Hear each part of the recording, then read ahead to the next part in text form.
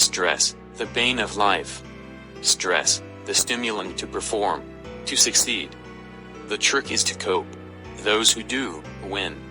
Those who can't, break. Those who won't, escape. Alcohol, drugs, etc. Some dream. Some travel. To a different world. To a different time. The past. Their childhood. Hometown. Like Charlie. Is this a story of time travel? Or is it pure imagination? Daydreaming? You decide.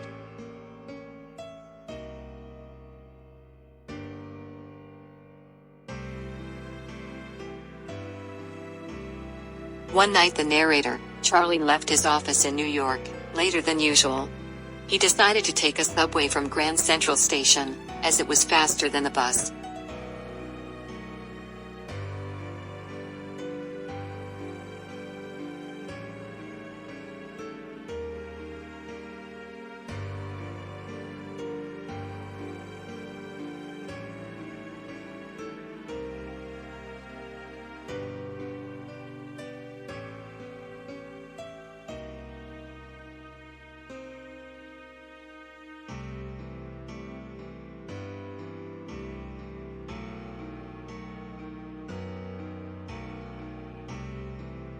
He reached the second level, entered an arched doorway and got lost.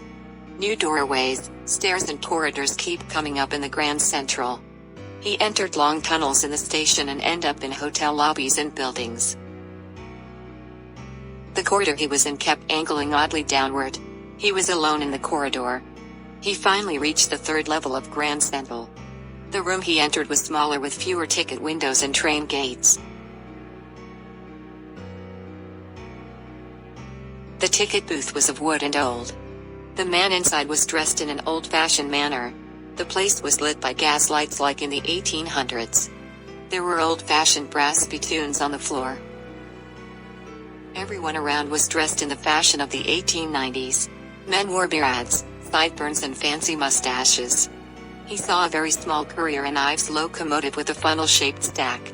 He realized that he had slipped back in time to the 1890s.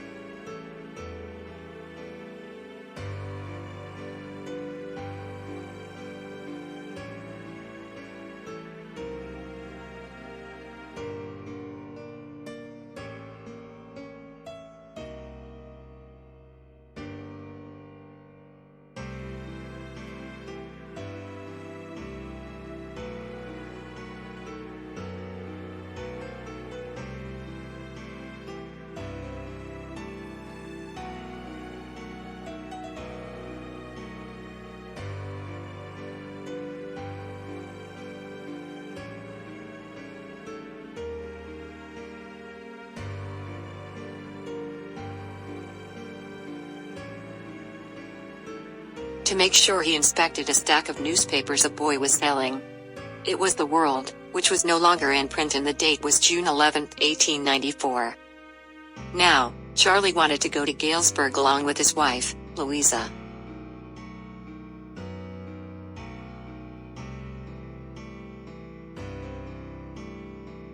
Charlie enjoyed living in Galesburg. Galesburg was a wonderful town with big houses, huge shady trees and lawns. The people led a laid-back lifestyle. Men lazed away the long evenings smoking and talking. It was all very idyllic.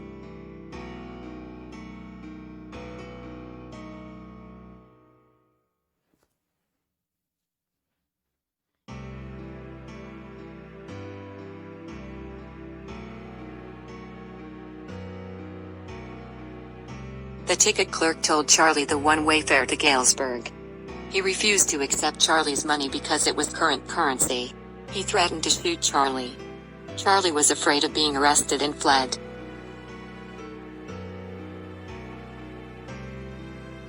Now Charlie got obsessed with escaping the stressed-out modern life and seeking the more placid life of 1894 in Galesburg.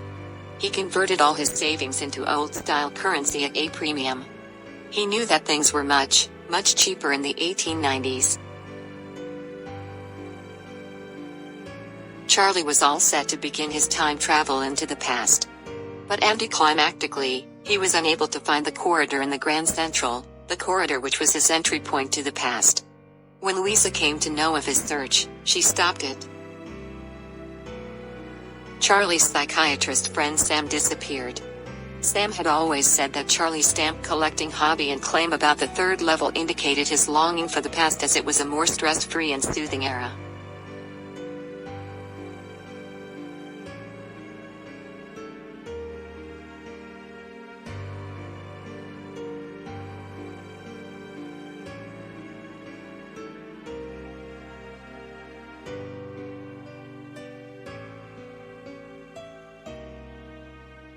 But Sam too was enchanted by the sound of Galesburg. Charlie was flummoxed to know that Sam had succeeded where he couldn't. Yes, Sam had found the entry point to the past. He had found the magic corridor in the Grand Central. Evidence? While he was consoling himself with his stamp collection, a first-day cover from Galesburg hit him in the eye. The letter had been posted to his grandfather's house in Galesburg in 1894.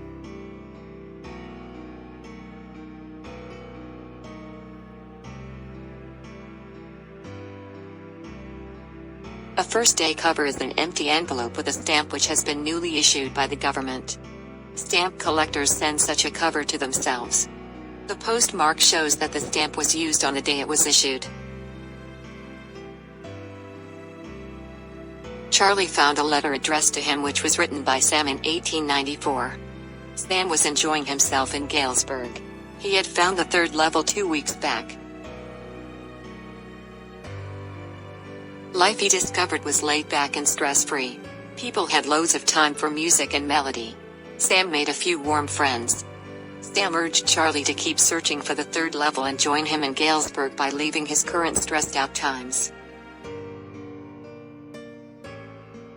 Charlie found out that Sam had loaded himself with plenty of old-style currency and escaped to the past.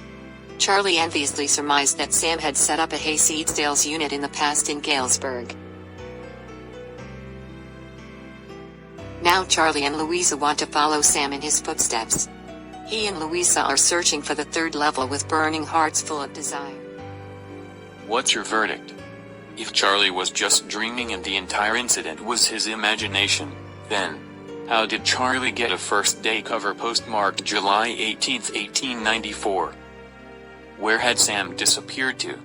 How could Charlie know the news according to the world on June 11, 1894? Why did Sam buy old-time currency? The theme of the episode is the stress prevalent in modern life. This is because of cutthroat competition, surrendering to the rat race, rampant materialism and proliferation of automation and mechanization, and shallow understanding of ourselves, needs and wants. And the ways and means man employs for escapism. Like liquor, narcotics, and sci-fi daydreams like time travel, invisibility, telepathy, etc. Where are we heading to?